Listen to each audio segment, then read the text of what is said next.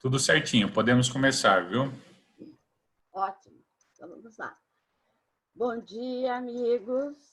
Sejamos bem-vindos a mais esta oportunidade bendita que temos de ouvir mais uma palestra.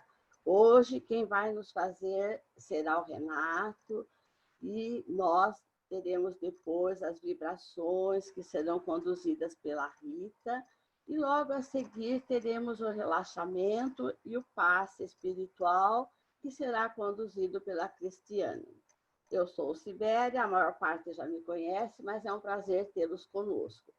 Então vamos serenando as nossas emoções, elevando o nosso pensamento a Jesus, nosso Mestre amado, para pedir-lhes o amparo, a ajuda, permitindo que os teus mensageiros divinos que conosco compartilham possam nos amparar durante toda essa exposição, possam também abençoar e amparar o Renato, para que melhor ele nos traga os ensinamentos abençoados de vós, Mestre Jesus. Que sejamos amparados, iluminados e fortalecidos para bem absorver todas essas mensagens que nos serão passadas e que servirão para o nosso adiantamento espiritual. Esteja conosco, Jesus, agora e sempre. Que assim seja. Renato, é todo seu. Obrigado, Zibéria. Obrigado, pessoal, pela presença. Toda vez que a gente tem que falar aqui é uma experiência nova, é uma vivência nova que a gente tem que ter e é muito gratificante, mesmo que seja sem o calor do abraço presencial. Tem sido muito prazeroso, né? Tem sido o alento que do qual a gente precisa nesses dias tão diferentes que a gente está vivendo, né? E que tem trazido desafios novos para nós. E a proposta de hoje é falar sobre vícios, né? Então, que Jesus nos abençoe nessa jornada juntos aí, vocês me ajudando e a gente trocando essa experiência, porque o assunto é muito vasto, muito amplo. Então, vou compartilhar minha tela aqui com vocês, para a gente já começar a bater um papo sobre isso, né? Vocês devem estar vendo aí uma telona escrita Vícios e Espiritismo. Então, toda vez que a gente fala sobre vícios, né? Toda vez que a gente trava contato com esse tema, não sei se para todo mundo é assim, mas a primeira ideia que vem na mente da gente é o vício físico, né? O vício onde, por algum motivo, a gente ingere alguma substância que muda o nosso estado de consciência, né? Então, para atender imediatamente, inicialmente a essa demanda, vamos falar um pouco sobre isso, mas a gente vai ver que o tema é muito mais amplo do que esse, e que essa é só uma faceta pequena, né, da análise do que representam os vícios na nossa vida, né, na nossa vida de encarnado. Então, a primeira coisa que eu quero mostrar para vocês e compartilhar com vocês, deixa eu me localizar aqui direitinho na minha apresentação. Então, a primeira coisa que eu quero compartilhar com vocês é uma pesquisa feita pela Fiocruz em 2015, onde ela buscou dados sobre consumo, né, de drogas, consumo de química que de alguma forma afetam o nosso estado de consciência. E aí a gente já começa a ter uma surpresa, né? A gente que de início já pensa no vício logo da droga ilícita, né? A gente vai pensar na maconha, na cocaína, na heroína, no crack. E essa pesquisa é sobre consumo, né? Porque caracterizar o vício propriamente é uma coisa um pouco mais mais delicada. Não é numa entrevista por telefone, não é numa metodologia normal de pesquisa que você vai chegar no número de quem é realmente o viciado, de quem é o adicto daquela substância. Mas o consumo já demonstra a tendência, eu acho, né? Se o consumo, mesmo que seja social, ele atinge um determinado percentual da população, é sinal de que o vício tende a se configura mais ou menos no mesmo percentual. E aí já tem a primeira surpresa, né, de que longe do que a gente imagina, as drogas ilícitas não representam a questão mais séria em relação à adicção, né? Então o gráfico aí já mostra para a gente que está longe de ser o maior problema o consumo de drogas ilícitas. É claro que em relação às drogas ilícitas existe um outro contexto, né, que é o contexto do crime organizado, de tudo que acontece em torno do tráfico de drogas, de fazer com que a droga seja acessível para os seus usuários, né? Mas pegando unicamente os efeitos no usuário, está longe de ser as drogas ilícitas o maior problema social e todos os problemas que são acarretados pelo consumo desse tipo de química, né? Então a gente vê aí o álcool despontando, né, como sendo o grande vilão dessa história toda. Então o gráfico, a pesquisa perguntou, né, se a pessoa fez uso daquele tipo de droga nos últimos 12 meses e nos últimos 30 dias. Né? Então, em azul, tá? O percentual de pessoas que consumiu aquela química nos últimos 30 dias e em laranja, quem consumiu nos últimos 12 meses. E esse número binge aí, isso quer dizer, é o famoso porre, né? Em relação ao álcool. Quantos desses que ingeriram álcool nesse período ingeriram de forma excessiva, de forma a alterar mais drasticamente, de forma mais importante o seu comportamento, né? Então está aí claro para nós que a fatia do consumo de drogas lícitas é muito maior do que as drogas chamadas ilícitas, né? Isso faz com que a gente tenha que considerar outros aspectos em relação ao vício. E se a gente ainda fixar só nos vícios físicos, né? Nos vícios que têm uma parcela comportamental muito forte, está longe também de ser só esses 4 elementos aí, uma vez que o binge também é álcool, só esses 4 elementos que têm causado a viciação do ser humano, né? Então a gente vai se lembrar que para além desse consumo, existe o consumo de outras coisas que também se configuram como vícios, né? Então a gente já começa logo de cara o jogo. Mas a contemporaneidade tem criado uma gama tão ampla de novas formas de se viciar que não tem nem estatística que demonstre isso, né? Então a gente vai ver o jogo, o sexo, existem os sexólatras, né? Os ninfomaníacos, os compulsivos por comida, os compulsivos em compra. Hoje em dia tem os compulsivos pela internet, a pessoa não consegue ficar desconectada, né? E junto com isso, né, existe a compulsão pelo uso do celular, pelo uso das redes sociais, né? Então a gente vai ver que hoje em dia, e eu acho que não está muito longe da gente, e em muitos de nós pode estar isso aí, as pessoas se sentem meio que até nuas, né? Mesmo meio que faltando alguma coisa se o seu aparelho celular não estiver próximo, né? Então, eu acho que vocês podem até se identificar em algum momento com essa nova realidade. A rede social, a necessidade de ser curtido, de curtir, de postar coisas, de se demonstrar alguma faceta ou de demonstrar uma persona diferente da que você é dentro das redes sociais, de ficar navegando dentro disso incansavelmente. E os fanatismos em geral. né? Eu acho que esses 9 itens aí não resumem a capacidade do ser humano em se viciar, em se tornar compulsivo em relação a tantas demandas que o mundo contemporâneo nos entrega, né? Tantas demandas que, na verdade, são criadas por uma indústria de geração de necessidades. E a gente compra essas necessidades e passa a fazer com que elas sejam meio que um alvo, uma forma de vida, um estilo de vida nosso.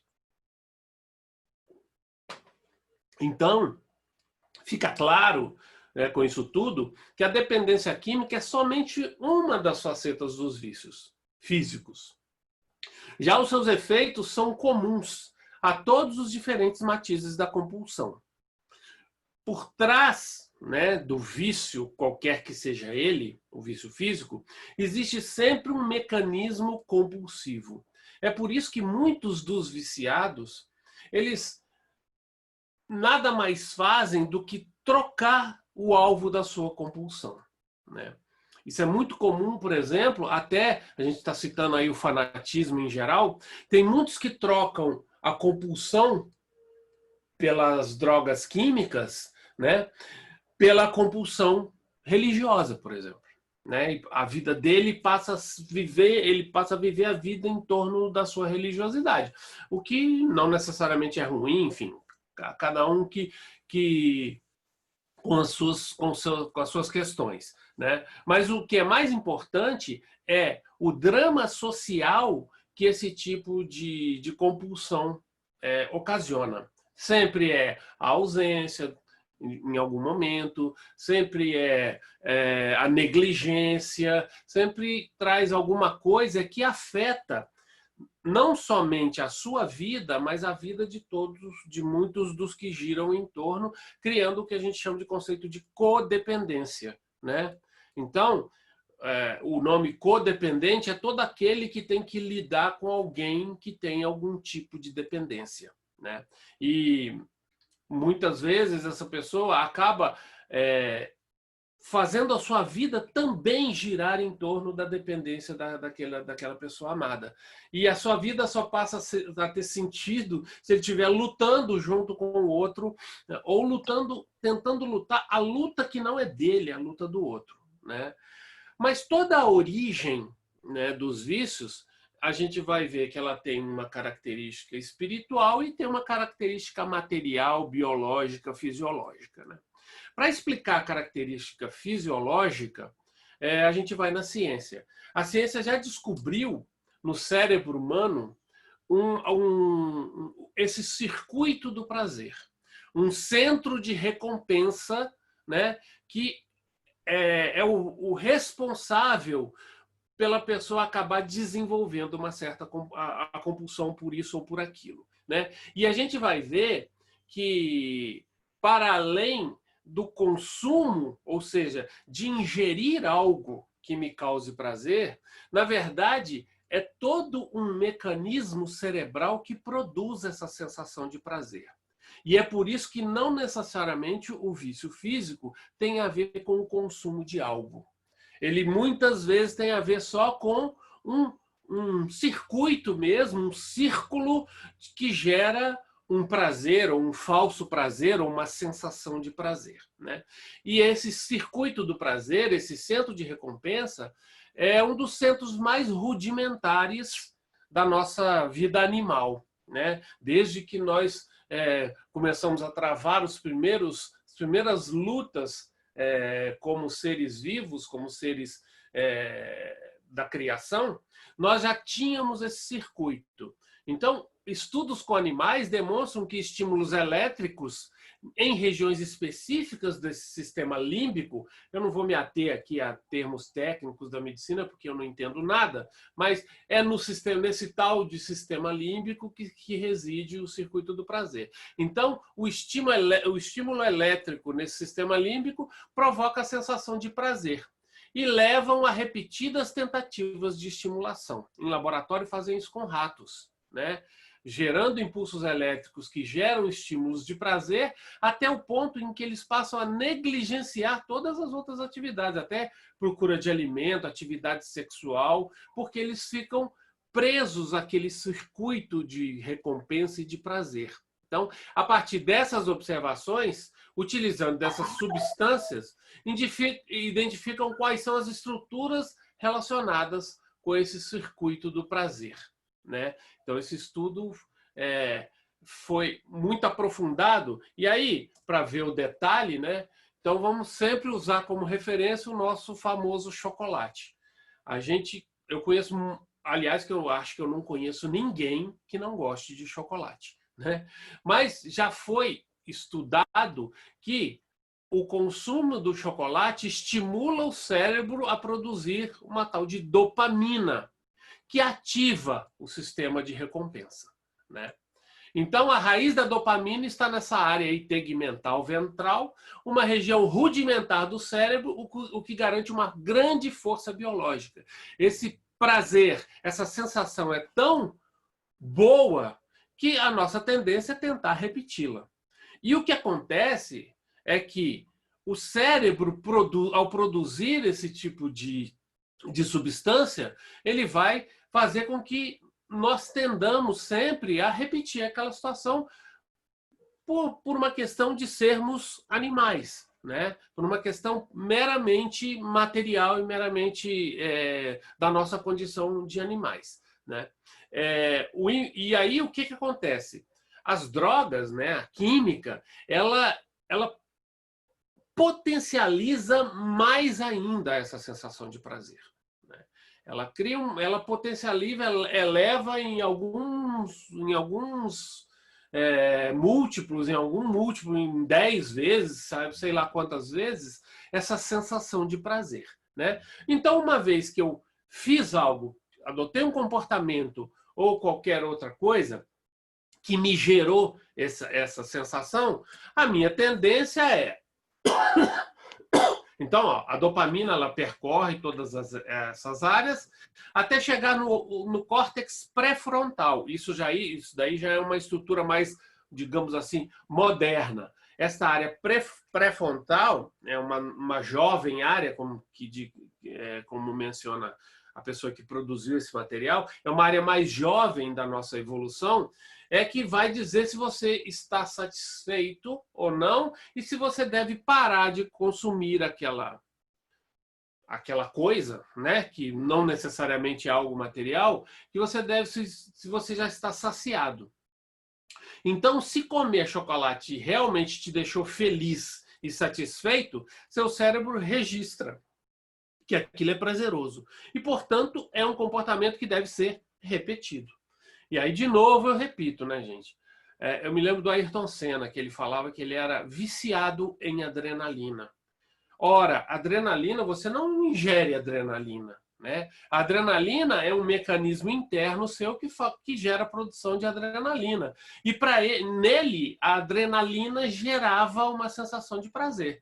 Então é por isso que ele voava de caça, dirigia lanchas, corria de Fórmula 1, porque ele precisava o tempo todo desse conceito. E não há nada de exagero em ele dizer que ele é viciado em adrenalina. Pode ser verdade mesmo, né? Porque é o mecanismo que ativa o centro de prazer dele e faz com que ele busque constantemente a sensação de perigo. E a gente vê várias pessoas assim. A pessoa salta de paraquedas, aí saltar de paraquedas foi a primeira experiência. Então agora ela quer saltar de paraquedas, mas ela quer fazer uma queda livre o maior tempo possível para abrir o paraquedas só no último momento. Daí a pouco o cara adapta uma asa. A gente vê pessoas fazendo determinadas coisas em relação ao paraquedismo, que eu falo assim, meu Deus, isso aí só pode ser doido. Eu não tenho coragem de saltar nem de forma alguma, que dirá fazer o que as pessoas fazem. Elas dão uma volta, saltam de um morro, saltam de um prédio de 100 metros de altitude, né? E que tem que ser uma coisa muito bem pensada. Quer dizer, então, esse vício ele vem de diversas fontes. O importante é aquele hábito gerar uma sensação de prazer. Agora, imaginem, né? Você adquire ou descobre um comportamento que te gera uma sensação de prazer. O que vai te impedir de sempre tentar repetir esse comportamento, né? O que impede, então, é essa região mais jovem. E aí começa uma briga entre essa região do controle e a região do prazer, né? E quem vence? Vence quem você escolher que deva vencer, né? Então, como o seu cérebro já sabe que comer chocolate é bom, a área tegmental, que é essa área mais rudimentar, pede que você repita a ação. E ela vai usar toda a sua força biológica para isso. Mas, quando a informação chega ao seu córtex pré-frontal, que é esse alter ego aí, esse gestor, né, da sua saúde, vem essa modulação e começa essa briga. E você exerce nossa ainda recente capacidade de ser mais racional e pensa que se deve mesmo repetir aquela experiência, né? E o quão intensa deve ser essa repetição, né? Ocorre, então, uma batalha entre essas duas áreas e a área da razão, que é o córtex pré-frontal, e a área da emoção, que é essa área tegmental ventral. Se você deixar a emoção vencer e repetir frequentemente esse comportamento prazeroso, ele vai ganhando força e fica cada vez mais difícil resistir a ele.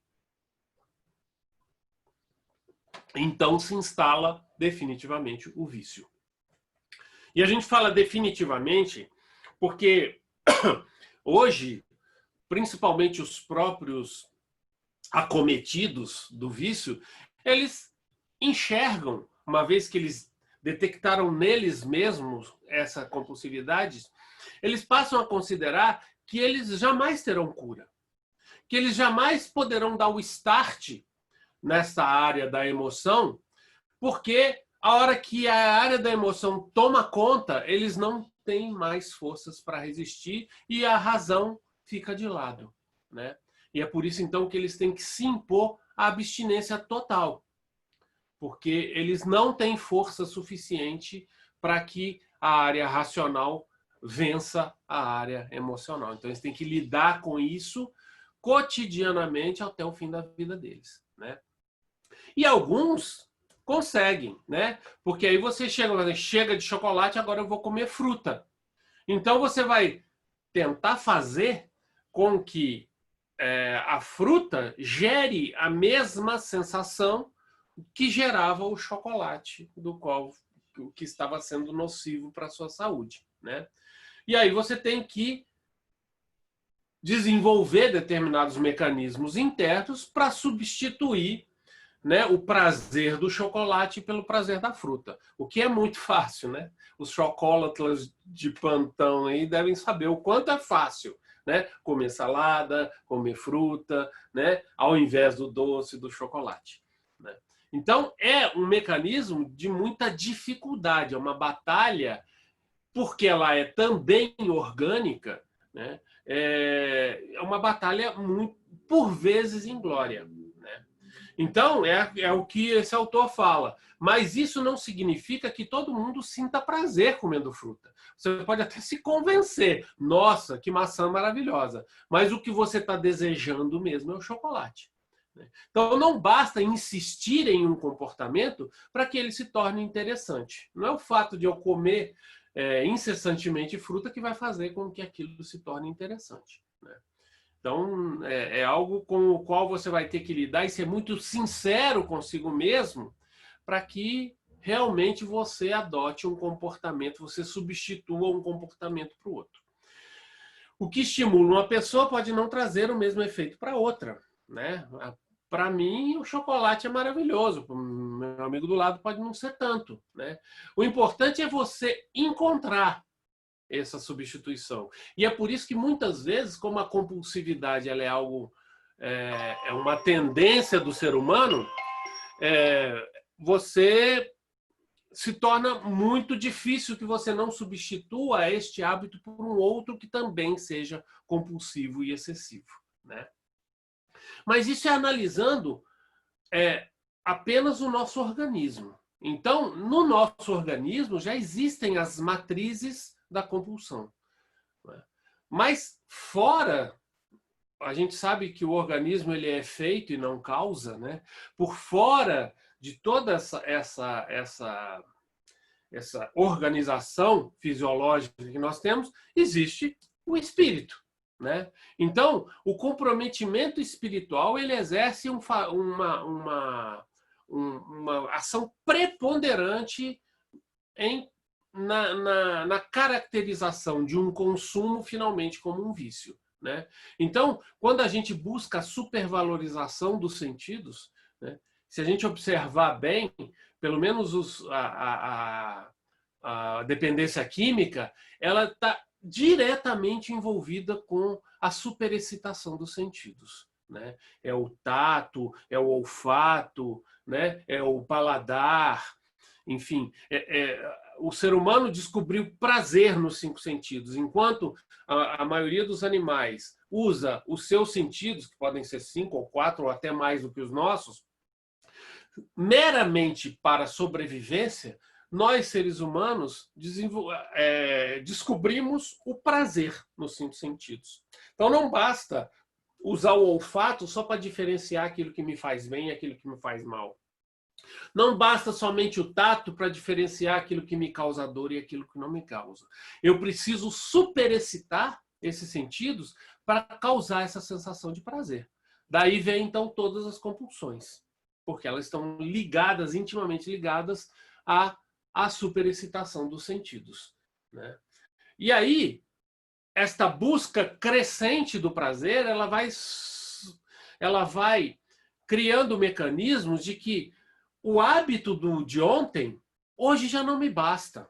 Eu preciso excitar mais ainda, né? E aí é que começa, né? Quando a gente fala que determinada droga ela é apenas o start para o início de algo muito mais sério, de um comprometimento muito mais sério, aí é que reside a questão, né? É aí que está o problema a ser identificado. A ciência diz que 15% dos seres humanos eles têm geneticamente a tendência à compulsividade. Então, o grande risco disso tudo é que a gente não sabe em que grupo nós estamos. Se nós estamos nos 85% que não tem essa tendência natural ou entre os 15% que tem essa tendência. E a mesma coisa em relação aos nossos filhos, em relação aos nossos entes queridos. Então, quando a gente fala assim, a maconha, ela tem efeito, ela causa muito menos mal que o álcool. É uma verdade. Tanto o mal social quanto o mal físico, a maconha causa muito menos mal. Mas o problema é o toque, né? O estímulo ao primeiro mecanismo de compulsividade, né? Fumar um cigarrinho de maconha não tem problema, uma vez por semana. Pode ser que não tenha mesmo, né? Mas você vai parar no 1 por semana? Ou você vai estar, ou seu filho, ou você vai estar entre os 15% que vão cada vez buscar mais essa crescente de prazer e a experiência de ontem já não vale mais para hoje, né? E junto com isso tem o comprometimento do passado, que foi exatamente o que gerou essa matriz da compulsividade, né? Então, o seu passado vai falar mais alto a hora que você travar contato com esse tipo de situação, né? E daí, o desdobramento disso do ponto de vista espiritual, a gente já sabe, né? A gente vai chegar num ponto de obsessão por subjugação, porque, assim como há viciados no plano carnal, há viciados no plano espiritual. A pessoa não deixa de ser viciada simplesmente porque ela deixou o corpo. Então, aquela necessidade quase que fisiológica, residindo no perispírito, que não deixa de ser um organismo vivo, ele vai também buscar. Acontece que esse prazer ele não consegue mais tê-lo vivendo no mundo espiritual. Então, ele precisa estar em contato, né, em um processo de simbiose com alguém que dê asa à sua necessidade, para que eles juntos consigam atingir aquela necessidade seja ela psicológica ou fisiológica. Então, é o caminho a porra, mas sempre entendendo que quem deu o primeiro passo fui eu, né? E os desdobramentos disso a partir de então são imprevisíveis, culminando até no suicídio. Aliás, a própria compulsividade e a própria habituação, ela já é um suicídio. Mas ela pode até se tornar um suicídio, é um suicídio considerado indireto, né? Mas ela pode ir às vias de fato e se tornar um suicídio de verdade. E aí a gente para pensar que realmente é uma situação complexa, né? Todo mundo, acho que a maioria de nós aqui já lidou ou lida com alguém muito próximo que está na luta contra esse tipo de compulsividade. E a gente sabe o quanto é difícil, né? O quanto é duro e o quanto é uma luta muitas vezes inglória. O quanto, por mais que a pessoa passe 20 anos, como eles dizem, limpa, basta uma faísca, uma fagulhazinha para que a pessoa recaia, e a recaída costuma ser mais séria e voltar com muito mais profusão, com muito mais contundência aquele hábito que ela julgava ter abandonado ou que ela julgava estar sob controle, né? Isso realmente somente com muita dedicação, com muita vontade da própria vítima, se é que a gente pode chamar de vítima, do próprio acometido pela compulsividade, é só através da vontade, primeiramente do reconhecimento, é que ele vai dar os passos necessários para sair dessa. E nós, enquanto codependentes dessa situação, a gente precisa entender que nós também temos algo a fazer, né? Existe até uma frase que é o seguinte: o seu ente querido que está às voltas com esse tipo de dificuldade, ame-o e deixe-o, né? Porque muitas vezes o amor significa deixá-lo. Porque senão a sua vida, né, passa a girar em torno disso e você esquece de tudo que está em volta. Você esquece que você tem outros filhos, ou você esquece que você tem filhos, né? Você esquece de si mesmo, de se cuidar, e acaba você desencarnando antes da hora também, né? Então tem muitas consequências em torno disso, né? Mas, para além disso tudo, a gente precisa começar a entender que vício não se resume a isso que a gente está tratando aqui. Aliás, eu fui no próprio dicionário Michaelis da língua portuguesa e procurei lá a definição de vício. E vocês vão ver que esta abordagem que a gente viu até agora, ela só aparece no item 6 da definição de vício, né? Ele começa como defeito físico ou moral, imperfeição grave de uma pessoa ou coisa. Fala de disposição natural ou tendência para praticar o mal, qualquer ação ou comportamento nocivo motivado por essa tendência, depravação, qualquer costume condenável ou prejudicial, qualquer deformação física ou funcional, essa eu nunca ouvi ninguém falar que alguém que tem uma deformação física tenha um vício, né? Um costume ou um hábito persistente de fazer algo, uma mania. E só lá no item 6, falando que isso é uma definição médica da medicina e da psicologia, que o vício é uma dependência de uma ou mais de uma droga estupefaciente, ou seja, que causa uma alteração de consciência, ou de bebida alcoólica, levando a um consumo geralmente incontrolável. Então, isso que a gente falou até agora é só uma das pequenas facetas do vício. E eu achei muito interessante o item 8 lá, que é o período de cio dos animais. Eu sou da Zona da Mata de Minas e os meus parentes, que moravam mais no interior ainda da Zona da Mata, eles falavam assim, aquela égua ali está num vício danado, né? Quer dizer, ela está no cio, né? É sinônimo de cio também. Não sei porquê, mas acontece. Bom, mas então, a gente precisa olhar para o vício de uma forma muito mais abrangente. O que é o vício, no final das contas? E é interessante porque eu fui procurar a palavra vício no Livro dos Espíritos. E, curiosamente, hoje os meios eletrônicos, né, o fato da gente ter as obras em PDF, eles facilitam esse tipo de coisa, né? Eu encontrei 30 menções à palavra vício e seus derivados. Vício, vícios, viciado, vicioso, né? Dessas 30 aparições, dessas 30 ocorrências dessa palavra no Livro dos Espíritos, em só uma, Kardec está falando de vício como o vício da embriaguez. De resto, ele está o tempo todo falando de vício como o contrário de virtude. Ou seja, uma dessas 5 significações aí acima do significado 6 aí que consta no Michaelis, né? Então, é para a gente entender que o espiritismo, os espíritos, eles categorizam o vício como sendo uma coisa só. Né? Não é mais viciado aquele que consome cocaína do que aquele que gosta de falar mal dos outros.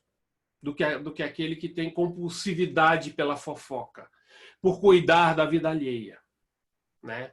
Por fazer julgamentos precipitados. Né? Então, a hora que a gente entra nesse conceito de que vício é muito mais do que só isso que a gente abordou aqui, a gente tem que forçosamente nos dirigir à questão 913 de O Livro dos Espíritos, onde ele está falando da perfeição moral. E Kardec faz essa pergunta maravilhosa para os espíritos. Dentre os vícios, qual que se pode considerar radical? O que ele está perguntando aí?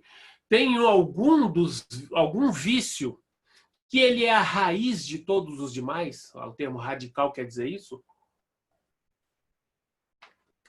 E os espíritos são contundentes. Temo-lo dito muitas vezes, o egoísmo. Daí deriva todo o mal. Estudai todos os vícios e vereis que no fundo de todos há o egoísmo. Por mais que lhes deis combate, ou seja, aos vícios, não chegareis a extirpá-los enquanto não atacardes o mal pela raiz, enquanto não lhe houverdes destruído a causa. Então está muito claro aí que não é um ou outro, nem é a maioria. São todos. Por trás de todos os vícios está o egoísmo. E aí, voltando, né, nos vícios físicos, né, na dependência química, por exemplo, a psicologia hoje já identificou isso. Há um comportamento narcísico no viciado, no drogadicto, no dependente químico. Há um comportamento narcísico em que ele precisa estar no centro das atenções. Ora como vítima, ora como quem quer liberdade estão lhe negando, né? Ora como até praticante de delitos em função do pouco contato, do pouco poder aquisitivo. Então, é muito comum que o viciado passe a cometer furtos em casa e até cometer crimes mais sérios, como assassinato, porque ele já não consegue mais lidar. Então, é o egoísmo falando mais alto. Eu estou no centro, eu preciso de atenção, né? E nós nos tornamos codependentes quando nós damos a eles aquilo que eles almejam, que é esta atenção, que é estar o tempo todo acabrunhados e problematizados em torno do vício dele. Então, inclusive, os vícios físicos, eles têm como origem o egoísmo. Parece muito duro, né? Parece muito que nós estamos sendo julgando, né, o comportamento alheio, mas nós estamos sendo puramente espíritas quando a gente identifica isso, né? Então, como codependentes, também cabe a nós a tarefa de nos libertarmos dessa codependência, né? Então, já que a gente já travou contato e já conhece que vício é muito mais do que isso que a gente vinha falando até agora, eu vou recorrer ao Dr. Alberto Almeida. Porque, assim, quem sou eu para falar de um tema como esse, né? Sendo que a gente tem acesso a professores muito mais muito mais conhecedores desse tema. Aliás, na primeira parte também, a gente foi buscar no Dr. Décio Iandoli muitas dessas coisas, a parte do sistema límbico e tudo mais, não é de nossa lavra, né? Nós só estamos aqui colocando os nossos insights. Eu convido, inclusive, vocês, se vocês se interessarem, buscarem conteúdos a esse respeito no YouTube, tem muitos, mas uma palestra específica do Dr. Décio Iandoli fala sobre as consequências do vício no perispírito. Então ele aborda de uma forma com toda aquela sua simplicidade, mas também toda a sua profundidade de conhecimento, tudo o que acontece ali em volta. E eu recomendo também essa palestra do Dr. Alberto Almeida, que foi proferida em Miami, num congresso espírita que teve lá, né? Então, o Dr. Alberto Almeida, ele vai apresentar a natureza dos vícios, já nessa conotação que nós estamos falando, analisando cada uma das leis morais, né? Cada uma das leis morais e como é o nosso desvio na interpretação ou no uso ou nos encaixar nessas leis morais, como é o nosso desvio para a esquerda ou para a direita, é que vai determinar a nossa condição viciosa. Como o egoísmo, ao tingir a nossa relação com as leis divinas, vai caminhar por caminhos mais tortos e que vai nos obrigar a retomar, com alguma dificuldade maior, o caminho retilíneo. Então, a placa de trânsito aí, ela está dizendo assim, ó, siga em frente que você vai atingir o seu objetivo. Se você se desviar, é uma questão sua e é o seu egoísmo que vai levar a esse desvio, né? Então, ele pega a lei de adoração, né, e fala que quando nós negamos a lei de adoração, o que isso gera? Gera o ateísmo, gera a negação de Deus e gera todas as consequências que Kardec explora e os espíritos exploram da crença materialista, né? Por outro lado, se eu pego a lei de adoração e fanatizo, né, também com o meu egoísmo, também com a minha forma particular de tingir a lei de adoração, se eu vou para o outro lado, então eu acabo caindo no fanatismo, na idolatria e muitas vezes achar-me Deus, sem tê-lo encontrado ainda.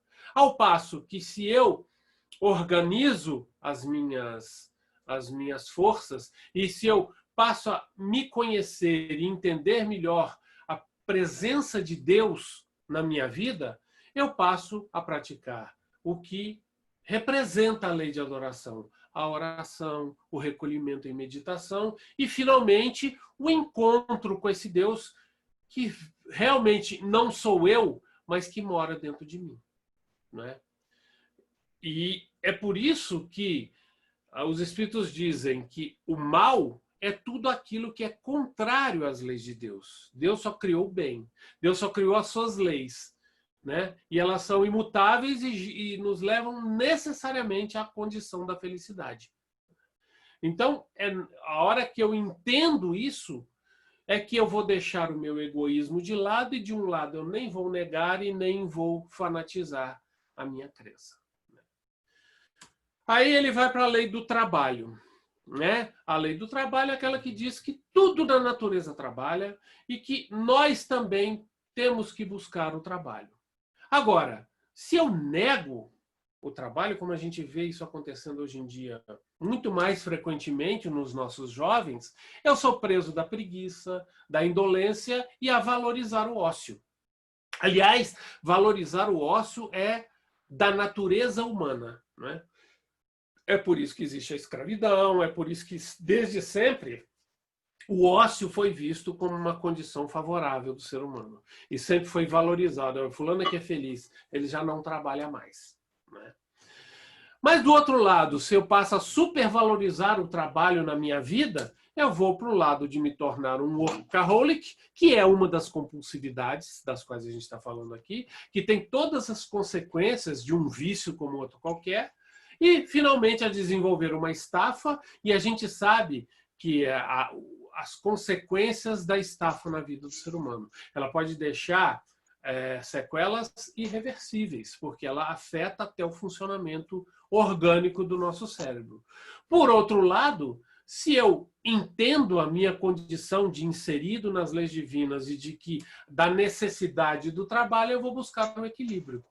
Buscar ao mesmo tempo uma ocupação útil e entender que o repouso, que a lei do trabalho também implica em lei do repouso, né? Que eu preciso compartilhar esses dois momentos para que eu tenha a oportunidade de viver, né? De viver intensamente essa oportunidade bendita que é a vida, né?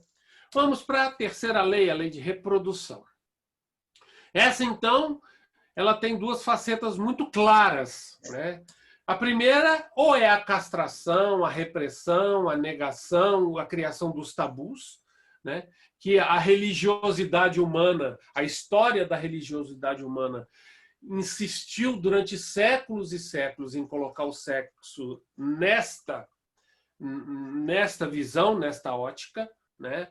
Então, criando 1001, a ponto de representar a queda do paraíso, né, entre Adão e Eva, pelo próprio ato sexual, né?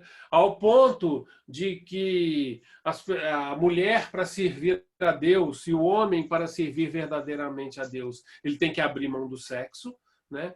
Então, uma série de histórias que foram criadas que só representaram repressão. E quantas não são as pessoas que hoje são vítimas desta repressão, dessa castração e desses tabus, e que muitas vezes, ao se libertarem, vão para o caminho contrário, que é o da promiscuidade, que a gente sabe também todas as suas consequências, né?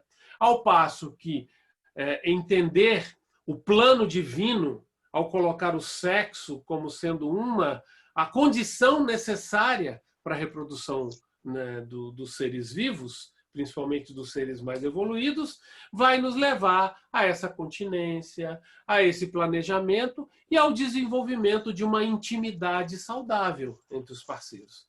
Que esse é o grande problema hoje em dia em relação ao sexo. Os consultórios psicológicos, eles são lotados de mulheres e de homens que, fruto de uma castração, de uma repressão, não conseguem sequer desenvolver a intimidade com seus parceiros, né?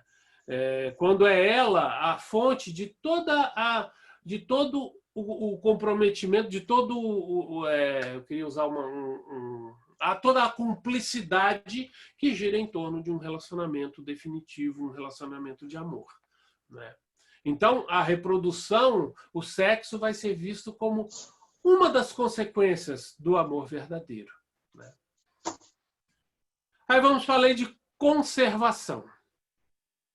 A lei de conservação, se desprezada, ela leva à dilapidação, né? A desvalorização de tudo que é o que é cultural, de tudo que é importante para a nossa vida, né? E leva a nós mesmos adotarmos uma postura de desleixo conosco mesmos, né? E de negligenciar que nós precisamos permanecer vivos, né? Que a vida é a experiência mais importante para o nosso crescimento. Então, a desvalorização da vida vem muito da negação da lei de conservação e desse egoísmo tingindo a nossa observância a essas leis. E lembrando que essas leis elas estão inscritas na nossa consciência. É por isso que a gente tem o instinto natural, digamos assim, de lidar com elas. Só que a nossa relação com cada uma dessas leis é que ela é mal colocada pelas nossas más posturas. Por outro lado, se eu supervalorizo a conservação, eu vou desenvolver o apego. O apego por tudo o que eu tenho, por todas as minhas posses, eu vou passar a cultuar o meu corpo acima de tudo e vou me colocar a serviço da matéria, né? Eu vou me colocar a serviço do meu corpo, a acreditar que eu sou essa combinação material aqui, não eu uso, eu avisto.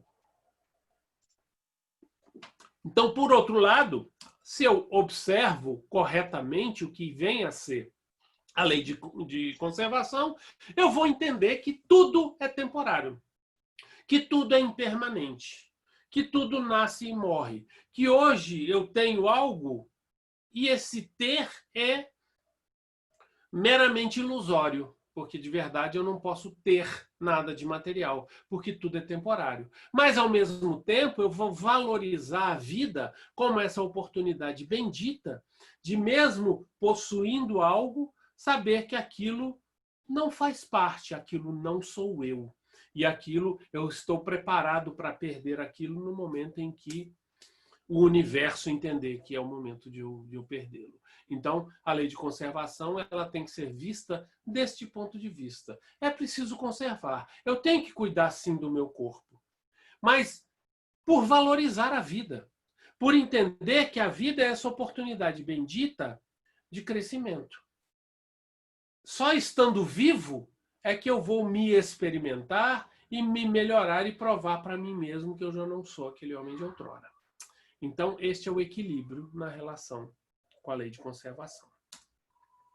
Aí vem a lei contrária, né? A lei aparentemente contrária, que é a lei de destruição, que diz que na natureza tudo precisa passar pelo processo de destruição para renascer mais pujante, mais belo, né? A gente vê isso quando a gente poda uma árvore, quando, algumas vezes aquele fogo controlado que visa, não esse fogo descontrolado que a gente está vendo aí hoje, mas aquele fogo controlado que visa destruir aquela vegetação ali, mas para ser substituída por algo mais exuberante, né? Mas só que, se mal vista, né, se negada a necessidade da destruição, nós vamos cultivar a permanência e a resistência à mudança, porque a destruição é o móvel da nossa mudança. É quando algo que se nos escapa das mãos ou que é perdido nos leva a refletir e considerar a necessidade da mudança. Se eu nego a lei de destruição, eu terei resistência a essa mudança. Pelo contrário, se eu acho que tudo se destrói mesmo, eu vou caminhar para o lado da crueldade, da falta de empatia, né? De destruição de culturas, de não valorizar a história humana, de não identificar no outro necessidades outras que não são as minhas, né? De identificar, por exemplo, nos nossos índios, que a necessidade deles é muito diferente das nossas e que isso tem que ser valorizado, de que eles realmente são os originários do nosso país, eles são os únicos seres que herdaram, né, toda essa cultura aqui dentro, que a maioria de nós veio de fora, né, ou os nossos ancestrais vieram de fora. Então, essa é a negligência da lei de destruição, é levar ela pelo outro lado. Ao passo que, se eu entendo o que é a lei de destruição, eu vou entender que ela é a oportunidade da minha própria transformação e da transformação do ser humano como um todo. E com isso eu vou desenvolver a compaixão. Eu vou desenvolvendo a empatia, eu vou me condoer com a perda do outro, sabendo que a minha perda, apesar de ter gerado a minha transformação e ter sido pelo meu bem, me trouxe, sim, questões que eu precisei lidar, com as quais eu precisei lidar. E ela também vai desenvolver a resiliência, né? Que é essa nossa capacidade de não resistir à mudança e de nos adaptarmos a um novo cenário, a uma nova estrutura de vida, uma nova estrutura da sociedade, né? E aproveitando, então, que nós estamos falando de sociedade, vamos falar da lei de sociedade, né? A lei de sociedade que diz que o ser humano é um ser social, que tem que conviver em sociedade. Se de um lado eu nego a necessidade de viver em sociedade, eu vou caminhar para o individualismo. Eu vou olhar só para mim, os outros que se lasquem, minha família, sou eu comigo mesmo e eu que tenho que me virar e eu não preciso de ninguém, né? Por outro lado, eu vou desenvolver, se eu supervalorizo a minha sociedade, né, tingindo-a com aquele egoísmo, eu vou achar que a minha sociedade, o meu núcleo social, ele é o mais importante de tudo. Então, a minha família está acima de qualquer coisa, o meu bairro está acima de qualquer coisa, a minha cidade, o meu país, enfim. Então, eu posso desenvolver a xenofobia e eu posso, numa situação de dominação, até querer impor os meus costumes aos outros. Ao passo que, se eu entendo o que é viver em sociedade, eu vou desenvolver em mim esse senso de pertencimento, esse senso de comunidade, esse senso de que só caminhando juntos é que nós vamos produzir o bem comum, né? Então, eu vou passar a respeitar a diversidade de pensamentos, enfim, todos os matizes em que se desdobram as individualidades humanas, e eu vou desenvolver, então, um senso de acolhimento, né? Fora disso, eu estou na região do vício. A lei do progresso, né? Aquela lei que diz que tudo caminha para a evolução. Você é um ser criado com o objetivo de se tornar perfeito, feliz por toda a eternidade a partir do momento em que você conquiste esses verdadeiros bens. Agora, eu posso desenvolver um processo de negação do progresso, de achar que o progresso ele só traz malefícios. Então é o que a gente vê muito hoje, né? A negação da ciência, a busca do tradicionalismo. Para que eu vou mexer? Se tudo está funcionando tão bem, para que eu vou, né, caminhar por esses lados aí? Então, a gente vê isso muito presentemente hoje, pessoas negando a ciência, negando... tem gente até... O terraplanismo voltou à moda, né? Então, o conceito de pós-verdade está muito atrelado a isso. Tantas conquistas que o início do século XXI trouxe, hoje estão sendo questionadas em nível mundial, né? Coisas que a gente via como conquistas, hoje estão sendo vistas como problemas para a humanidade, né? E a religiosidade mal interpretada também tem muita responsabilidade sobre isso, né? Ao passo que a gente deveria entender que tudo caminha para o progresso, né? Do outro lado, se tudo no meu enxergar, no meu olhar, tem que caminhar para o progresso inexoravelmente, eu posso negar a espiritualidade. Eu posso desenvolver esse materialismo em que tudo é a tecnologia, tudo é a necessidade de progresso, o progresso acima de qualquer coisa, então eu vou interagir com a lei de destruição, falar assim, isso aqui eu destruo, mas é por um bem melhor, eu vou causar uma guerra, eu vou invadir, eu vou dizimar populações, porque o progresso precisa acontecer, né? E eu vou negar tudo aquilo de espiritual e da necessidade do outro. Por quê? Porque eu estou tingindo com o egoísmo a lei do progresso. Ao passo que, se eu seguir o caminho reto, o caminho divino, eu vou desenvolver esse equilíbrio entre ciência e espiritualidade, né? Que Kardec sempre diz. A ciência material cuida da matéria. O espiritismo deixa que o espiritismo cuida da ciência espiritual, né? E ele diz que a religiosidade tem que caminhar passo a passo com a evolução científica, com o conhecimento. E eu vou desenvolver também o respeito ao tempo de Deus, sem querer atropelar nada, né? Tudo acontece na medida em que tem que acontecer, né? E tudo está obedecendo a um planejamento muito maior. E essa humildade de reconhecer que isso é necessário é o desenvolvimento e o entendimento correto da lei de progresso. Aí vamos para a lei da igualdade, né? Que diz que todos somos iguais. Deus nos criou simples e ignorantes, todos nós com o objetivo único de atingirmos a perfeição. Se eu nego a lei de igualdade, se eu desenvolvo a noção de que eu estou em primeiro lugar, né? que se dane o outro, eu não quero ser igual a ninguém, eu quero ser, se eu puder ser, eu vou ser superior mesmo, né? Então eu vou desenvolver a arrogância, a prepotência, eu vou buscar a supremacia das minhas ideias, eu vou me achar melhor do que os outros, e isso é o que acaba desenvolvendo todo esse sistema de desigualdade no qual nós estamos inseridos no nosso planeta. É por isso que hoje a gente acha normal que 10 milhões de pessoas no nosso país acordem sem saber se terão ou não o que comer até a hora de dormir novamente, né? E nós achamos normal, né? Porque é assim mesmo. A sociedade se organizou dessa forma e tem que ser assim, né?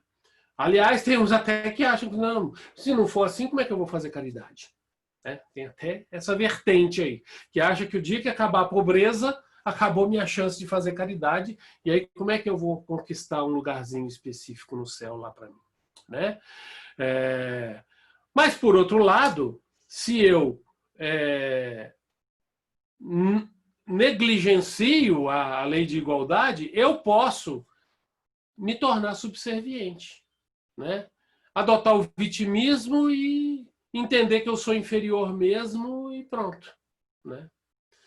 Agora, se eu entendo realmente o que é a igualdade, eu vou desenvolver o sentido de fraternidade, que a minha esposa sempre diz que é o passo seguinte da caridade, é o desenvolvimento do sentido de fraternidade. Caetano tem uma música muito interessante, aqueles jogos de palavras que ele tem, que ele fala assim, que eu não tenho pátria, eu tenho mátria, mas eu quero frátria. Ou seja, pátria quer dizer é o meu pai, né? Eu prefiro a mátria, acolhedora, né? Aquela que me alimenta, aquela que me dá o carinho, aquela que me compreende, né? Mas eu queria mesmo era frátria, que todo mundo se entendesse como irmão, né? De verdade, sem dissimulações, sem entender que por a minha cor da pele ou o meu posicionamento sexual me faz superior ou inferior, ou o fato de eu ter uma família ou não, ou é o fato de eu ter um trabalho considerado superior, me faz melhor que qualquer pessoa, né? Então, eu vou desenvolver verdadeiramente o senso de fraternidade, que é para onde nós temos que caminhar. A lei de liberdade, né? A lei de liberdade, nunca precisamos tanto olhar para essa lei, né? A lei de liberdade, se mal entendida, se negligenciada, se negada, vai gerar a nossa necessidade de impor a nossa verdade em relação à verdade do outro. E de defender que tenham que haver proibições, né? De que determinados comportamentos tenham que ser proibidos. Tanta gente defendendo a volta do absolutismo, né? E se a gente for olhar o que é a liberdade, ela é o móvel do desenvolvimento moral. Eu vou falar mais sobre isso lá no final, mas só existe moralidade se houver liberdade. E a gente vai explicar isso aí mais para frente, né? Então, hoje em dia, a gente vê ideais absolutistas, né, sendo retomados quando isso já faz parte do passado, né? E por outro lado, né, se mal interpretada, a liberdade, a lei de liberdade leva ao que se chama libertinagem, né? Achar que eu posso tudo e descambar para o desrespeito. Evocar a tal da liberdade de expressão para que eu possa denegrir imagens, espalhar notícias falsas. Não estou exercendo a minha liberdade de expressão. E achar que a minha opinião ela vale mais do que um posicionamento científico, né? Achar que eu compartilhei porque eu concordo. Não porque seja verdade, né? E não entender que liberdade, né, traz consigo responsabilidades.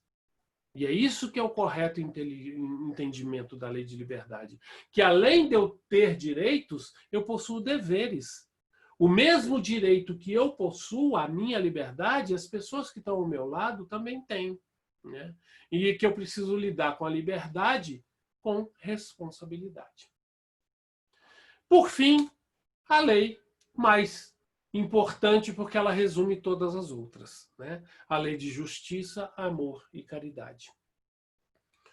Se ela é negada, né, eu vou entrar na senda do conformismo, da indiferença, da frieza. Sim, sim, é verdade. Crianças estão passando fome, mas é da vida, não é? Deve ser a justiça divina fazendo o efeito dela, né? Provavelmente ele cometeu algum crime, é por isso que ele está passando por isso, e eu vou me tornar indiferente, né? Que é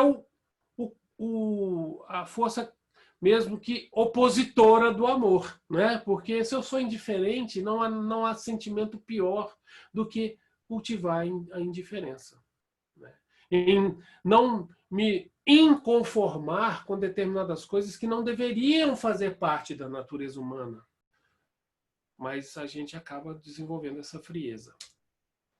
Por outro lado, se eu acho que a justiça tem que prevalecer, muito facilmente eu vou confundir justiça com vingança. Muito facilmente da minha boca vão sair frases como: mas isso é pouco, ele tinha que pagar muito mais por isso. Vê, tá aí. Né? Quando a verdadeira justiça, o objetivo da verdadeira justiça é a regeneração do ser humano, por pior que ele esteja. Né? Não é ao Estado ou à sociedade, não cabe a vingança.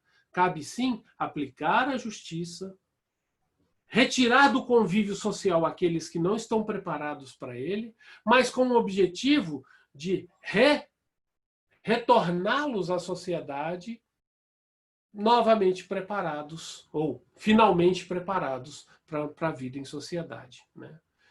E se eu confundo o amor, eu vou começar a desenvolver a paixão desmedida, né? Que é o excesso de amor, o amar demais, né?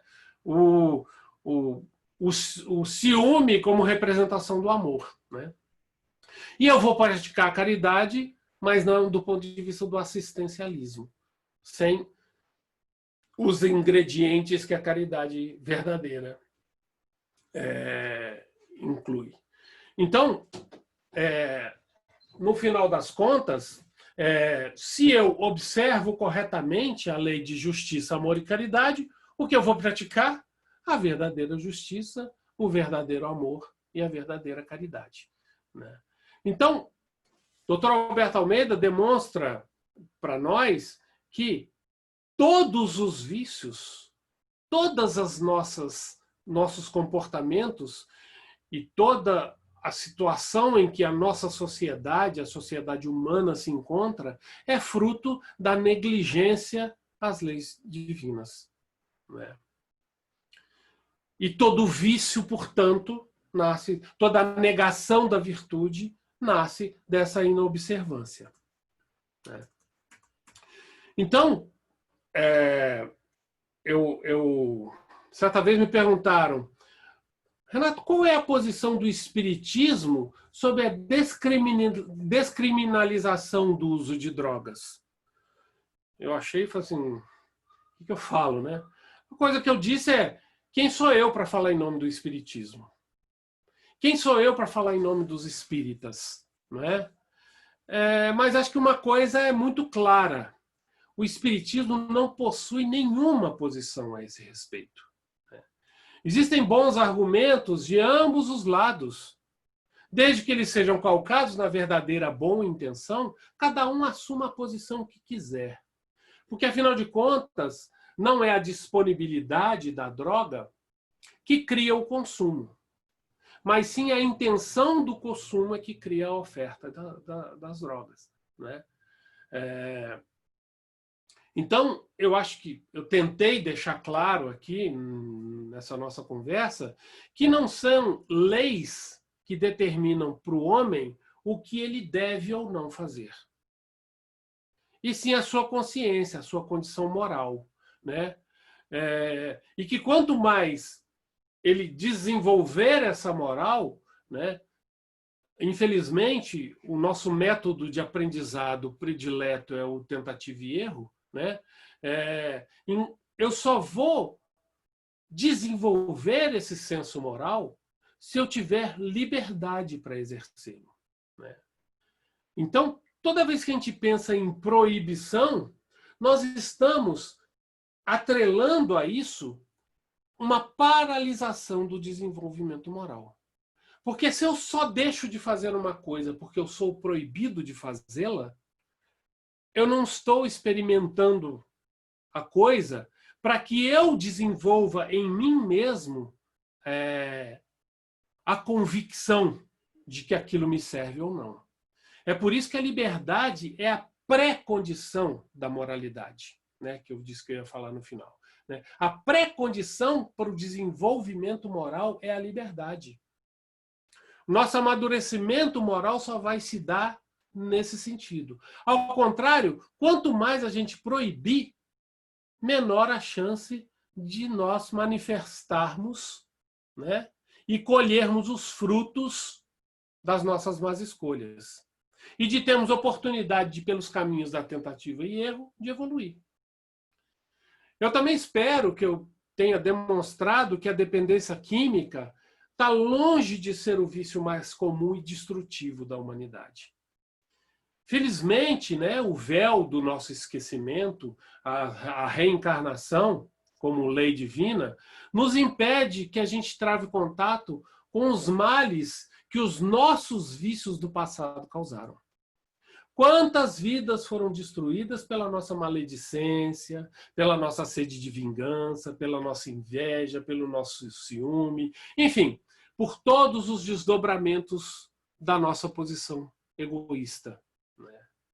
Por outro lado, quantos não são os exemplos de almas que foram resgatadas graças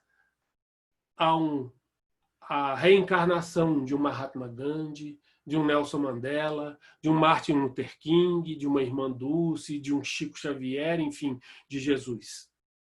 Quantas não foram as almas que não... Quanto o levantar de um ser humano não traz consigo o levantamento de todos aqueles que estão ao lado dele, não é? Então, é nessa luta cotidiana que a gente vai desenvolver. O Espiritismo não condena nada. A luta do Espiritismo não é condenar esse ou aquele comportamento, essa ou aquela coisa. A luta do Espiritismo é pela reforma moral do ser humano, pela reforma moral da humanidade, para que as virtudes, pouco a pouco, se tornem espontâneas e naturais. É isso que é a nossa luta. Então não vai ser a proibição ou a permissão, ou vai ser uma postura. Não adianta esperar que seja de um governo que nasça essa reformulação dos conceitos da nossa sociedade. Eu me lembro, esses dias aí, a gente participou de uma live dos 20 anos de fundação do Grupo de Apoio à Adoção de Jundiaí, o Projeto Semente, né? A minha esposa como primeira presidente, a gente como tendo participado da criação desse projeto, a gente participou dessa live e na conversa a atual presidente perguntou para a gente qual é o sonho de vocês em relação ao Projeto Semente, né? A nossa resposta girou basicamente em torno disso. Nosso sonho ele foi realizado, que é que o Projeto Semente, que essa ideia floresça independente da nossa participação ou não, né? E é isso que está acontecendo, né? Essa alternância de pessoas que estão levando, cada uma trazendo ideias, mas que o nosso sonho verdadeiro é que o Projeto Semente acabe, que o grupo de apoio à adoção acabe. Ela levou um susto, mas aí nós explicamos.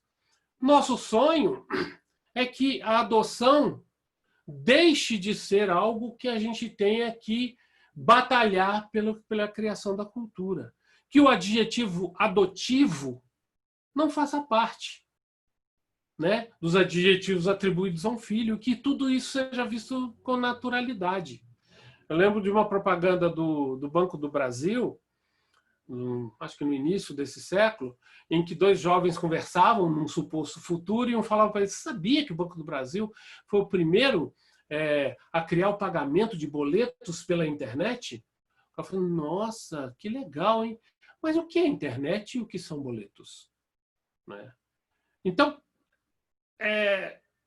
por quê? Porque a realidade do futuro é que você nasce navegando na internet sem se dar conta de que isso acontece, né? Hoje em dia você paga suas contas de forma que você nem o boleto físico não precisa existir mais, ou seja, de que o progresso ele se dê de tal forma que a gente passe a ignorar, né? E que no futuro nossos bisnetos lá sei, a hora que falarem assim: não, a sua bisavó, ela foi a primeira presidente do grupo de apoio à adoção de Jundiaí. E que um vira para o outro: legal, mas o que é adoção? Né?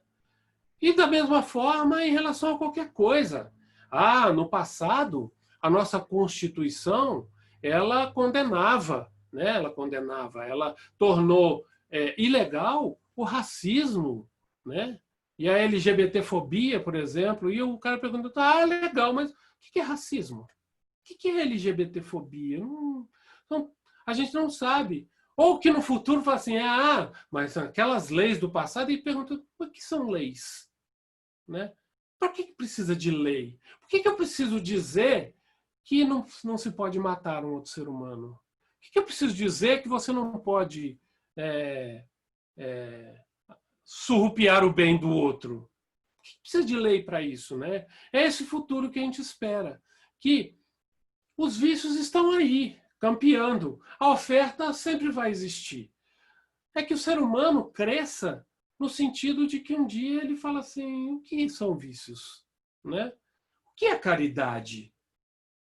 O que é fraternidade? Eu não preciso dessa palavra. Eu sou fraterno pela minha própria natureza. Esse é o convite que o Espiritismo nos faz, né? É para que a gente pare de olhar para o defeito alheio e busquemos e reconhecemos em nós o nosso egoísmo e todos os males que dele derivaram e derivam. De entender definitivamente que o nosso grande adversário ele está do outro lado do espelho, né? E que a gente, ao final de entender isso, de que me conhecendo, conhecendo o que me toca, conhecendo onde eu resvalo, né? No meu vício, nos meus vícios, e como eu lido com eles. Esse é um processo, esse é o nosso processo. Essa é a nossa luta. Nossos próximos séculos de existências, ou milênios talvez, vão ser em torno disso. A cada dia, conhecendo uma faceta do nosso egoísmo, né? Entender que 100%, quem é viciado no nosso planeta? Se for fazer uma estatística real, 100%.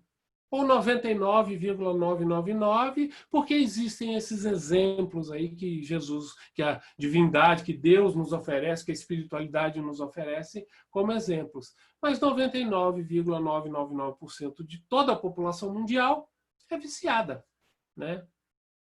Então é eu olhar para mim mesmo e deixar de julgar o outro, né? Porque quem sou eu para falar do mal do outro? Né? Quem sou eu para apontar a trave no olho do outro? Né? E para que um dia,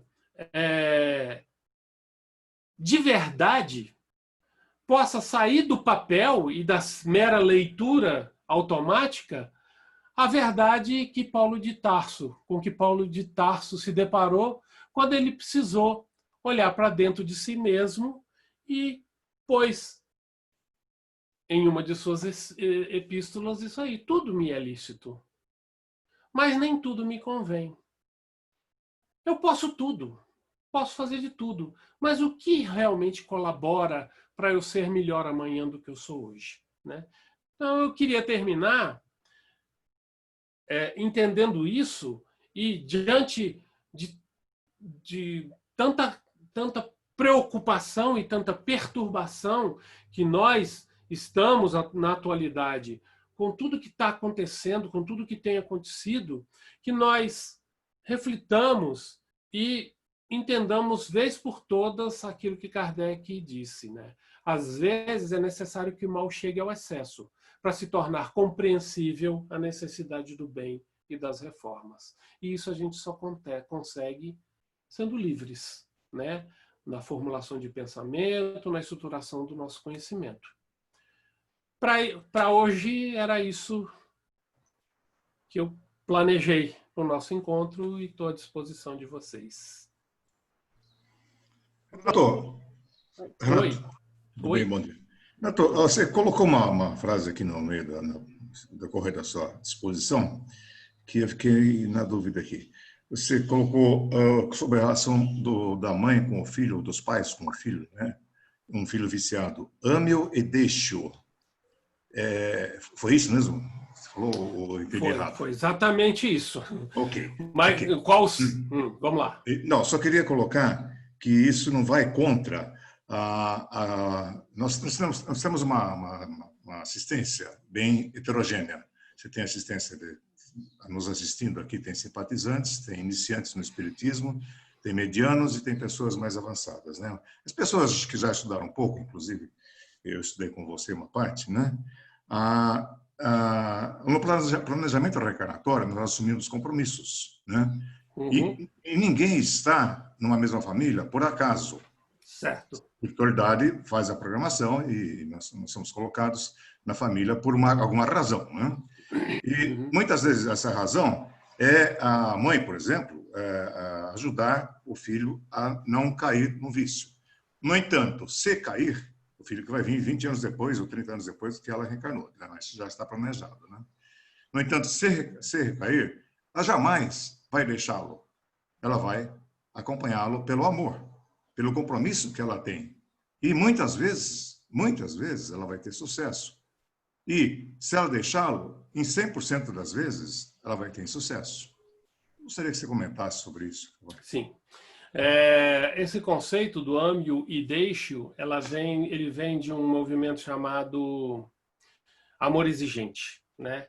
Que uma das componentes do amor é entender que você não pode viver pelo outro. Você não pode viver a vida do outro. Que viver é uma atribuição de cada um de nós, né? E que, ao me deparar com esse tipo de situação, é evidente, Dalton, que nós temos que fazer de tudo. E cabe a cada um de nós, principalmente dos familiares, né, trabalhar para que a superação do vício ocorra. Mas a gente vê situações em que a pessoa a pessoa abriu mão dela mesma durante décadas em torno de um filho. E que há um momento em que a melhor coisa a fazer é deixar que a pessoa caminhe e que esse caminhar possa levá-la a chegar por si só às conclusões do que ela precisa fazer. É o caso, por exemplo, todos nós, ao reencarnarmos, ganhamos de presente um tutor espiritual, né? Que alguns chamam de anjo de guarda, alguns chamam de espírito protetor. Existem momentos em que esse nosso tutor vai ter que olhar para a gente, por todo o amor que ele tem por nós, ele vai nos deixar. Ele vai nos deixar porque ele sabe que a única forma da minha compreensão do que representa todas as atitudes que eu estou tomando, é a única forma de eu, de alguma forma, compreender. E há algum momento em que entender que não vai ser, já não depende mais de mim. Já não depende mais de mim. Tudo o que eu podia fazer, eu não deixei de amar. Esse que é o ponto. Eu não deixei de amar, mas eu preciso deixá-lo seguir, né? É como a águia que ela deixou de amar o filho, o filhote, ao jogar ele despenhadeira abaixo, porque se ele não voar, ele não voa mais. Entendeu? Então, é nesse sentido o deixe-o. Deixe-o por amor. Deixe-o porque você tem outras coisas para lidar na sua vida. Deixe-o porque você não pode morrer junto com ele. Você não tem o direito de acabar com a sua vida e deixar o resto de todas as pessoas que precisam conviver contigo sentir que você os ama também. É nesse sentido, assim. Existe o momento. Não é que assim, meu filho é drogado, deixa ele lá. Não é isso que a gente quis dizer. A gente quis dizer que você vai fazer de tudo e você vai entender que existe um momento em que você não é mais capaz. E na drogadição existe isso. Existe um momento em que você não vai dar conta, você não vai viver a vida do outro, e você precisa seguir com a sua. Não é? E você não vai abandonar aquele filho, porque na primeira oportunidade que ele... É a lição do filho pródigo, né? Aquele pai, na hora que o filho fala assim, eu vou me dar a minha metade aí que eu vou viver a minha vida, vá. E eu vou estar aqui, vou seguindo, porque você tem um outro irmão que quer ficar aqui. Vá, siga.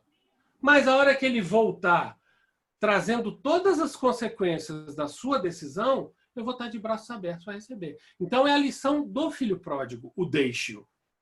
Né? Existe o momento de deixar. Qual é esse momento? A gente cresce na tentativa e no erro. Né? Então, ninguém tem a bolinha de cristal, não existe receita e não existe nada que diga, mas que há o momento, há. Entendeu? Mais ou menos. Eu acho que os pais são os tutores encarnados que nós temos, né?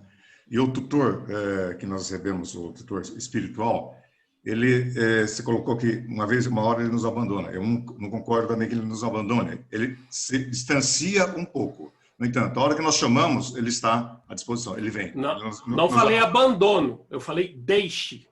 Deixar é muito diferente de abandonar. Ok. Mas deixar deixa, eu estou olhando, mas deixa. Está próximo, se precisa, estou te olhando. Se for chamado, ele vai nos atender. É isso. Porque agora não há nada que eu faça que o impeça. Eu vou assumir as consequências de um suicídio? A culpa é minha, entendeu? Porque o não deixar significa isso. Se seu filho chegar ao final da situação e o que o leve ao suicídio, eu vou ficar o tempo todo me perguntando o que vai ficar em mim se eu não deixá-lo eu sou o culpado do suicídio do meu filho. Nós somos os tutores, Dalton, até determinado ponto. Até determinado ponto. Viver é a atribuição de cada um. Né? Viver é a atribuição de cada um. Eu não evoluo pelo meu filho. Né? Existe um momento em que só me resta a prece. Isto é o deixar. Eu vou me recolher em prece e rezar para que... Né? É isso que a gente faz. Não tem mais o que fazer, a não ser orar. Né? E a hora que ele voltar estrupiado, Rossando Klinger fala que ele passou por uma fase muito difícil na vida dele. Até um dia que ele virou para a mãe dele e falou assim, mãe, eu vou viver por minha conta. Ela já entendendo tudo o que significava aquilo, ela virou para ele e falou assim, vá, mas por favor, volte vivo. Ele fala isso numa das exposições dele. Por favor, volte vivo. Porque aí eu ainda vou ter chance de fazer alguma coisa. E ele voltou vivo. Mas ele fala que quase que ele não volta. Quer dizer, isso é o deixar. Ela deixou. Vai. O que eu posso fazer? Vai. Né? Ele já está na maioridade, né? Ele é dono do próprio nariz. É disso que eu estou falando. Nós estamos vendo. Eu vejo mães que lida com filhos de drogadictos de 40 anos. Ele começou na drogadição com 12 e aos 40 ele ainda está recaindo. Quer dizer, eu sou tutor, né? Eu tenho o direito de abandonar o meu marido, os meus outros filhos, em função de uma pessoa que não quer? Não, entendeu? Pode fazer os dois. Eu não tenho nem esse direito, né? Pode fazer os dois. Mas, às vezes, o momento é deixe-o. Deixa ele ir. Vai. Né? Conheço uma mãe que o filho dela recaiu e ela finalmente entendeu. Você, agora eu não posso mais fazer nada. Né? Porque eu tenho as minhas questões de saúde, porque eu tenho o meu marido que está às voltas com a doença e porque eu tenho outros filhos que merecem a minha atenção. A hora que ele voltar, ele vai ser um filho pródigo, ele será recebido de braços abertos. Mas por hora é o deixo. É que você está confundindo deixar com abandonar, Dalton. Não usei o termo abandonar nenhuma vez. Abandonar é uma coisa, deixar é outra. Né? Existe o ame-o e deixe-o. Né? Existe o ame ou deixe-o, por isso que leva a conotação Não, de mas não é o ou deixe. Sim, não é esse caso, mas ou é uma coisa, e é é, outra. Né? é. É isso que eu quis dizer. Tá bom? Valeu, obrigado. Falou. Mais alguém?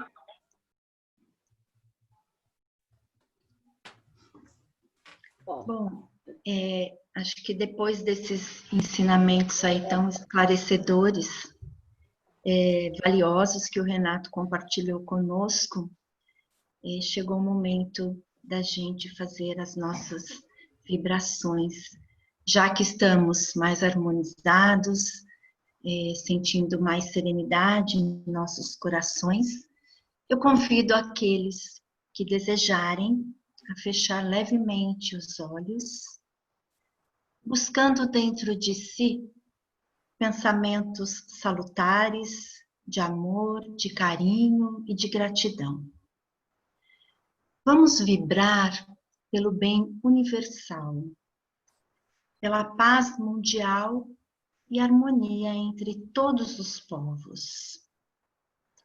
Vibremos por todas as religiões que divulgam o Evangelho de Jesus e por todos os espíritos com tarefas evangélicas.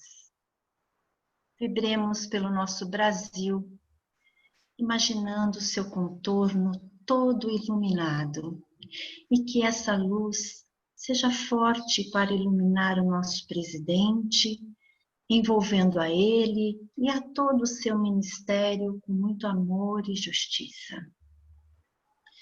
Vamos vibrar por todos aqueles que sofrem, seja por qualquer causa. Vibremos pelos trabalhadores e benfeitores que nos acolhem e pela forma que temos mantido nossas reuniões e trabalhos aqui realizados. Vamos vibrar por todas as turmas do estudo sistematizado da doutrina espírita, pela evangelização infantil, aos assistidos nos atendimentos fraternos, aos atendimentos realizados pelo grupo de assistência social, enfim, a todos aqueles que estão engajados na tarefa do amor e da fraternidade. Vibremos por todos os lares da Terra, principalmente por aqueles que se encontram em desarmonia. Vibremos pelos nomes colocados no caderno físico e virtual daqueles que se encontram em tratamento.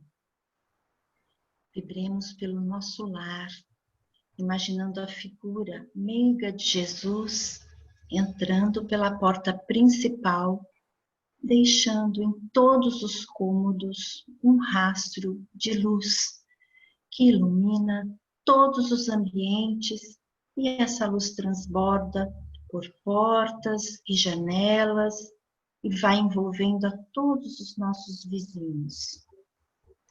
Vibremos pelas águas que deixamos aqui perto de nós, a fim de receber a medicação necessária à nossa saúde física, mental e espiritual. Pedimos a Deus permissão para vibrarmos por nós mesmos, criaturas que somos tão necessitadas do amparo e da misericórdia divina. Senhor Jesus, na tua bênção, que assim seja. Graças a Deus. Vamos continuar com essas vibrações de luz, de paz, Vamos continuar tranquilos, com os olhos fechados, e vamos começar agora o nosso relaxamento, para então nos prepararmos para receber o passe. Sentados confortavelmente, vamos respirar profunda e vagarosamente, prestando bastante atenção na respiração, permitindo que o oxigênio faça seu percurso e nos agracie com todas as suas benesses. Mais uma vez, inspirando profundamente, expirando vagarosamente. Vamos liberar das nossas mentes, nossos corações, nossos melhores sentimentos. E juntos vamos transformá-los numa imensa luz, muito brilhante, muito radiante, que neste momento está envolvendo cada um de nós.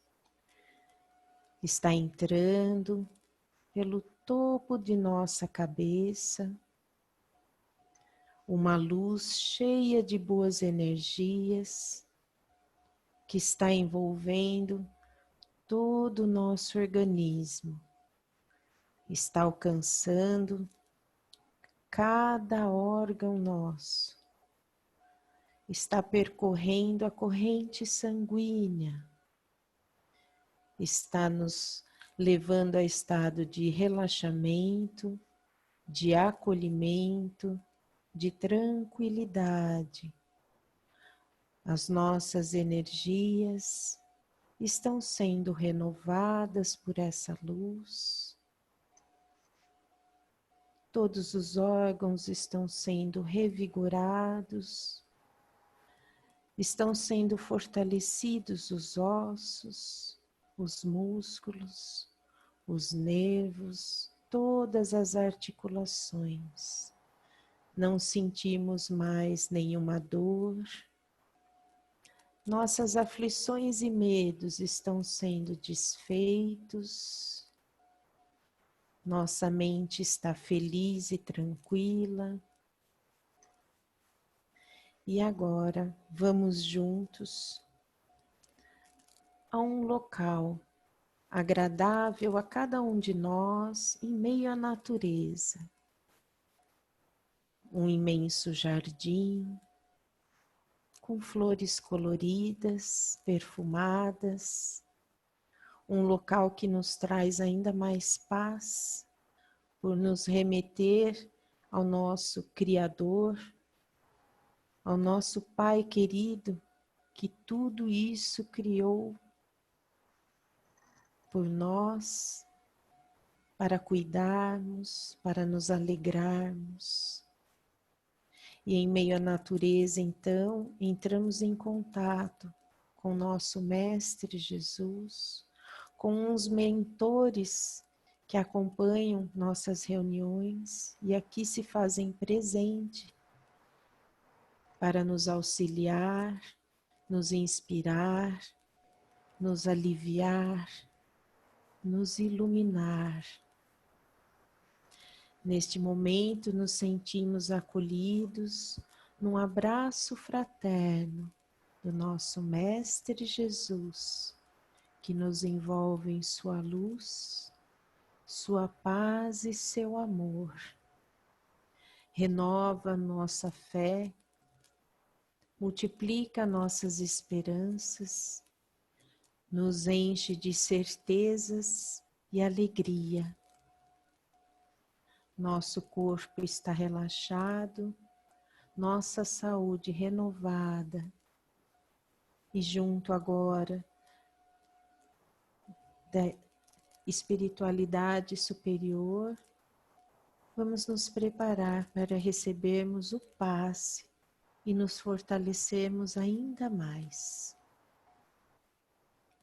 Muita luz.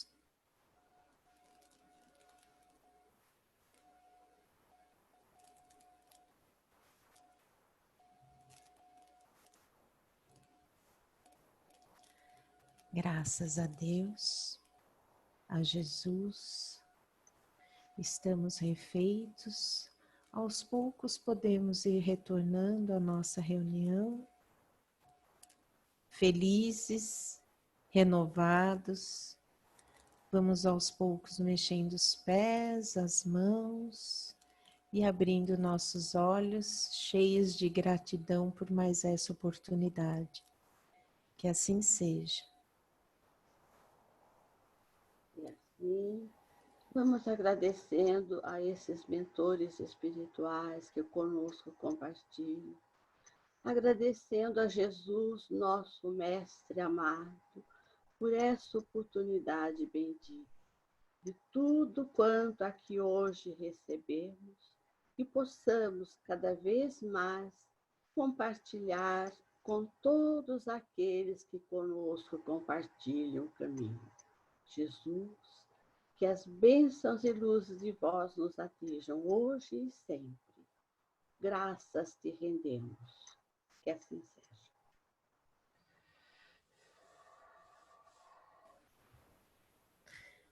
Muito obrigada por mais essa oportunidade. Obrigada, Renato. Ótima palestra. É um grande prazer participar aqui com vocês. Eu que agradeço.